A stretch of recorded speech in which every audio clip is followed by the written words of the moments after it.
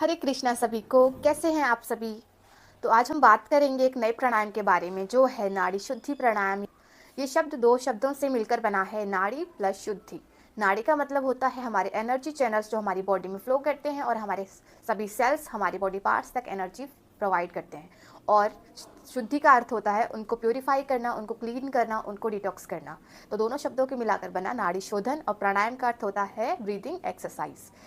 तो हमारे जो हठ योग का ग्रंथ है घृण संहिता, उसमें लिखा है कि हमको कोई भी प्राणायाम करने से पहले नाड़ी शोधन प्राणायाम का अभ्यास करना चाहिए, क्योंकि नाड़ी शोधन का अर्थ ही होता है नाड़ियों की शुद्धि। तो जब नाड़ियों की शुद्धि अच्छी तरीके से हो जाएगी, उनमें कोई भी अवरोध, कोई भी रुकावट होगी, तो वो अगर ठीक हो जाएगी तो हमको बाकी प्राणायाम करने में और ज़्यादा हेल्प मिलेगी और बाकी प्राणायाम का भी हम अच्छे से लाभ उठा सकेंगे। उनके बेनिफिट्स हमारी बॉडी पार्ट्स को, हमारी इंटरनल बॉडी को और भी ज़्यादा मिल पाएंगे। तो हमको ये शुरू करने से पहले हम जान लेते हैं कि इसके फ़ायदे क्या होते हैं। तो नाड़ी शोधन जो प्राणायाम है वो हमारी फिजिकल हेल्थ के साथ हमारी मेंटल हेल्थ पे ज़्यादा काम करता है। क्योंकि क्या होता है, जब हम ये प्राणायाम करते हैं तो जो हमारी नर्व्स हैं, जो हमारी कहते हैं हम 72,000 नाड़ियों को ये प्राणायाम शुद्ध कर देता है। तो मेन फोकस जो होता है वो इसका होता है नर्वस सिस्टम पर। तो जब हमारा नर्वस सिस्टम एकदम रिलैक्स हो जाएगा तो हमारा जो माइंड है वो ठीक से अपना काम कर पाएगा, उसकी सोचने की क्षमता बढ़ेगी। साथ ही साथ क्या होता है, जब हम ठीक से इनहेल करते हैं और एक्सेल करते हैं तो जो हमारे लंग्स हैं उनकी कैपेसिटी बढ़ती है। अगर आपको जैसे कोई भी प्रॉब्लम है, जैसे कि अस्थमा है, आपको सांस लेने में प्रॉब्लम होती है, इस तरह की आपको अगर प्रॉब्लम है, उसके लिए ये प्राणायाम बहुत ज़्यादा लाभकारी रहेगा। और अन्य परेशानी, जैसे आपको नींद नहीं आती ठीक से, आपको गुस्सा ज़्यादा रहता है, आपको चिड़चिड़ापन रहता है, आपका मानसिक तनाव, आप मानसिक तनाव से गुजर रहे हैं, आपको इस तरीके की परेशानी रहती है, तो ये प्राणायाम आपकी बहुत ज़्यादा सहायता करेगा। इस प्राणायाम के करने के भी काफ़ी लेवल्स हैं, वो आपके ऊपर डिपेंड करता है कि आप कितना सिद्ध कर सके हैं अभी तक इसको। आप बिगनर हैं या फिर आप काफ़ी सालों से इसको करते आ रहे हैं, उसके अकॉर्डिंग ही आपको करना है ये। तो इसमें सवाल होता है कि क्या नाड़ी शोधन प्राणायाम और अनुलोम विलोम एक ही प्राणायाम है? तो मैं आपको बता दूं कि दोनों में थोड़ा सा फर्क है, दोनों एक ही प्राणायाम नहीं है। नाड़ी शोधन में क्या होता है, हम ब्रीथ को होल्ड भी करते हैं, उसमें होल्डिंग भी होती है जिसको हम कुंभक कहते हैं। कुंभक के बारे में मैं आगे वीडियो बनाऊंगी जो आप फिर डिटेल में उसको समझ पाएंगे। और अनुलोम विलोम का अर्थ होता है ऑल्टरनेट नोस्ट्रल ब्रीदिंग। आपको उसमें कहीं भी होल्ड नहीं करना होता है, वो इससे ज़्यादा इजी रहता है। तो मैं आपको इसमें बताऊंगी कि किस तरीके से आपने होल्डिंग करनी है, कितनी करनी है, और अपनी क्षमता के अकॉर्डिंग ही आपको इसमें करना है। तो आपको ये सारे प्राणायाम आप अपने डेली लाइफ में करके अपने मानसिक स्वास्थ्य को और शारीरिक स्वास्थ्य को ठीक रख सकते हैं। तो कुछ सवाल होते हैं लोगों के कि क्या हम ज़मीन पे बैठ के कर सकते हैं, क्या हम बेड पे बैठ के कर सकते हैं, या चेयर पे बैठ के कर सकते हैं, या लेट के कर सकते हैं? तो मैं आपको बता दूं, देखो क्या होता है, जब हम बैठ कर करते हैं तो ज़्यादा इसके फ़ायदे होते हैं। आपको लेट के ये प्राणायाम बिल्कुल भी नहीं करना है। अगर आपके घुटने में दर्द है, आप ऐसे मेरी तरह जैसे मैं बैठी हूँ सुखासन में, इसको सुखासन कहते हैं, इसमें नहीं बैठ सकते, तो आप इसको बेड पे बैठकर पैर नीचे करके आप बैठ सकते हैं। चेयर पे बैठ के आप आराम से इस प्राणायाम को कर सकते हैं, कोई प्रॉब्लम नहीं है। बस ध्यान रखें कि इसको लेट के कभी नहीं करना, वो प्राणायाम फिर गलत होगा। क्योंकि जब हम बैठते हैं तो हमारे जो लंग्स है, जो हमारे एब्डोमेन है, पूरी तरह से ओपन रहता है, इसलिए हमको ये प्राणायाम हमेशा बैठकर ही करना है। तो हमको ये शाम को करना है या सुबह या दोपहर को, कब करना है? तो मैं आपको बता दूं कि आपको ये प्राणायाम वैसे तो सुबह ही करना चाहिए, पर अगर आपके पास सुबह टाइम नहीं है तो आप इसको दिन में या शाम को किसी भी समय कर सकते हैं। पर इस चीज़ का ध्यान रखें कि अगर आपके पास समय है तो आप इस प्राणायाम को सुबह ही कीजिए, क्योंकि सुबह का वातावरण एकदम शांत होता है और जो सुबह की वायु होती है, जो ऑक्सीजन होता है, वो ज़्यादा क्लियर, ज़्यादा शुद्ध होता है। तो आपको ये प्राणायाम सुबह करने की सलाह दी जाती है कि आप इसका अभ्यास, या कोई और भी प्राणायाम है जैसे कि कपालभाति, भस्त्रिका, ये सारे प्राणायाम आपको सुबह करने चाहिए। और जो भ्रामरी प्राणायाम है वो आपको रात को कर सकते हैं, क्योंकि वो हमारी निद्रा को ठीक करता है, इसलिए आप उसको सुबह कर सकते हैं, रात को कर सकते हैं, लेकिन ये प्राणायाम आप सुबह कीजिए, आपको ज़्यादा लाभ मिलेगा। कितनी देर करना है आपको, ये आपके ऊपर डिपेंड करता है। अगर आप बिगनर हैं तो आप इस प्राणायाम को 5 मिनट से शुरू करिए। अगर आपको 2-3 साल हो गए इसको करते हुए तो आप इसको 10 से 15 मिनट आराम से कर सकते हैं। तो हमको इसको करने के लिए इस तरीके से सीधे बैठना है। और पहले मैं बताऊंगी इसका जो बेसिक है वो बताऊंगी, फिर हम आगे इसके नेक्स्ट लेवल पे बढ़ेंगे। तो पहले आपने इस तरीके से सुखासन में अगर बैठ सकते हैं तो बैठिए, वरना कुर्सी पे बैठिए। अपने लेफ्ट हैंड में आपने इस तरीके से प्रणव मुद्रा ज्ञान मुद्रा लेनी है। अपने इंडेक्स फिंगर को थंब से हल्का सा टच करके घुटने पे रखिए। और राइट हैंड में हमको ये प्राणायाम हमेशा ही राइट हैंड से करना चाहिए। राइट हैंड में मैं प्रणव मुद्रा लूंगी। प्रणव मुद्रा के लिए आपने इंडेक्स फिंगर और मिडल फिंगर को बेंड करना होता है, ठीक है।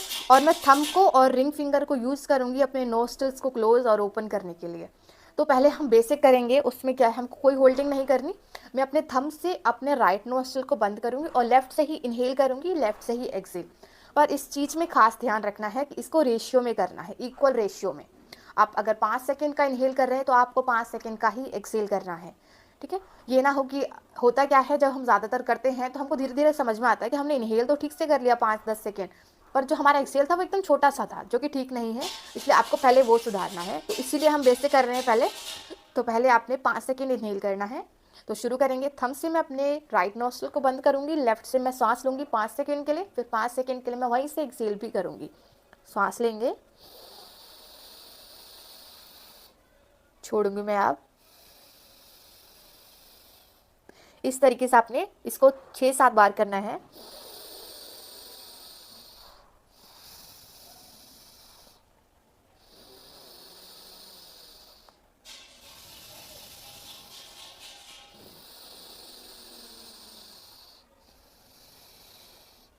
जब आप इसको 7 बार लेफ्ट से कर लें, फिर इसी को आपने राइट से रिपीट करना है। अब मैं अपने इंडेक्स फिंगर से अपने लेफ्ट नोस्ट्रिल को बंद करूंगी और राइट नोस्ट्रिल से इनहेल और वहीं से एक्सेल करूंगी 5-5 सेकेंड।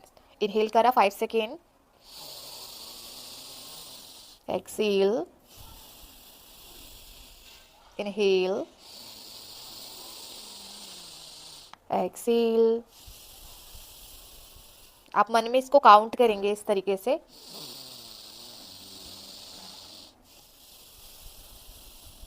मन में काउंट करना है आपको 5 तक। 1 2 3 4 5। फिर 5 सेकेंड एक्सेल करते हुए भी काउंट करना है। 1 2 3 4 5, ठीक है। आपको इस चीज़ का ध्यान रखना है कि आपको मन में काउंट करना है, तभी आपकी इक्वल प्रोपोर्शन में इनहेल और एक्सेल हो पाएगा। जब आप ये आसानी से कर पाएंगे तो क्या होगा, आपकी ऑलरेडी आपकी जो नर्व्स हैं, जो आपकी नाड़ियाँ हैं, शुद्ध होने लगेंगी। फिर आप धीरे धीरे इसके नेक्स्ट लेवल पे बढ़ पाएंगे। नेक्स्ट लेवल पे हमको क्या करना है, हमको कुंभक लगाना है। कुंभक लगाना मतलब हमको ब्रीथ को होल्ड करना है। उसका रेशियो का भी आपको ध्यान रखना है। अगर आपको प्रॉब्लम होती है याद करने में तो आप उसको नोट डाउन कर लीजिए। आपको जब रोज़ करने लग जाएंगे तो फिर आपको कोई प्रॉब्लम नहीं होगी, आपको तुरंत याद आ जाएगा कि आपको कितने रेशियो में इनहेल, कितने में एक्सेल, कितने में होल्ड करना है। तो आपको पहले कन्फ्यूज़न ना हो तो पहले मैं आपको इजी वाला बताऊंगी, जो है 1:1:1 का रेशियो, मतलब equal inhale, equal hold, equal exhale, ठीक है।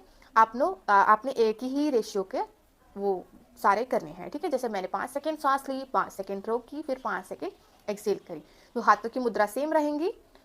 अब मैं लेफ्ट से इनहेल करूंगी। तो जब भी आप प्राणायाम करें, अनुलोम विलोम करें या फिर नाड़ी शोधन करें, आपने लेफ्ट नोस्ट्रिल से ही इनहेल शुरू करना है और लेफ्ट पे ही जब आप एंड करेंगे 5-10 मिनट करके, तो वहीं से सांस को छोड़ते हुए आपने इस प्राणायाम को एंड करना है। तो शुरू करते हैं, मन में काउंट करते रहना आप। 5 सेकेंड इनहेल,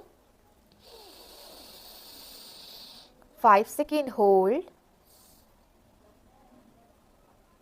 5 सेकेंड एक्सेल। अब राइट से 5 second inhale, 5 second hold, 5 second left से एक्सेल। आपने ये 9 से 10 बार करना है, ठीक है। Inhale from right 5 second, 5 second hold, then exhale. Inhale right से 5 सेकेंड,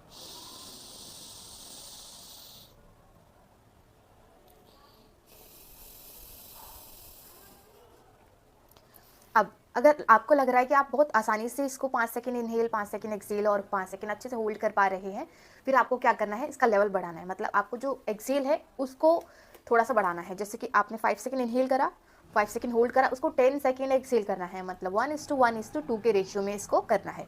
ये आप तब करेंगे जब आप इसको अचीव कर लेंगे, उसके बाद ही आप इसको आगे की तरफ, लेवल की तरफ बढ़ना है आपने। तो मैं आपको करके दिखा देती हूँ। सेम मुद्रा लेंगे, 5 सेकेंड लेफ्ट से इनहेल करा, 5 सेकेंड होल्ड करा, अब 10 सेकेंड एक्सेल कर रहा है।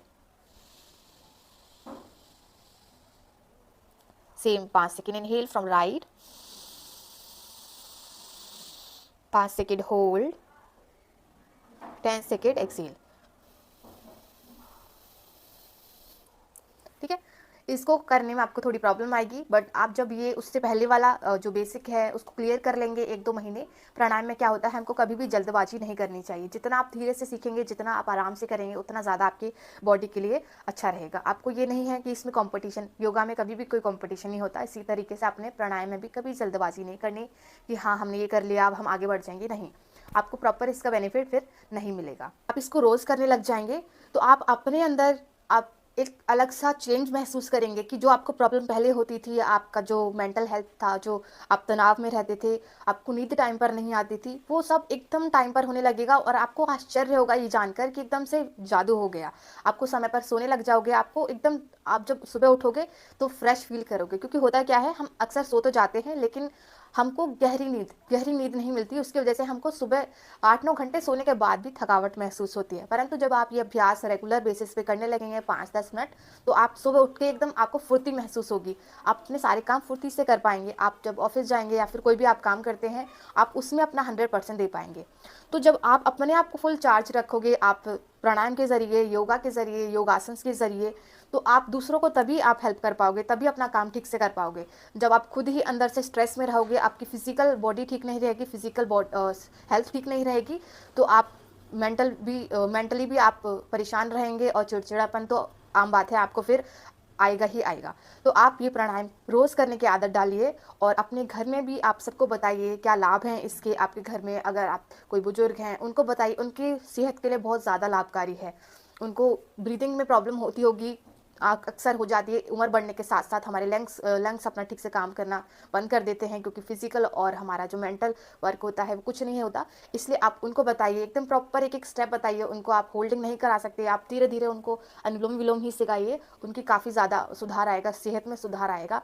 आप छोटे बच्चों को इसका खास ध्यान रखना है कि उनको छोटे छोटे रेशियो से शुरू कराना। उनको डायरेक्ट 5 पे नहीं पहुंचाना, उनको 2 से शुरू कराइए। 2 रेशियो का इनहेल, 2 का ही एक्सेल। इस तरीके से फिर वो धीरे धीरे करने लगेंगे।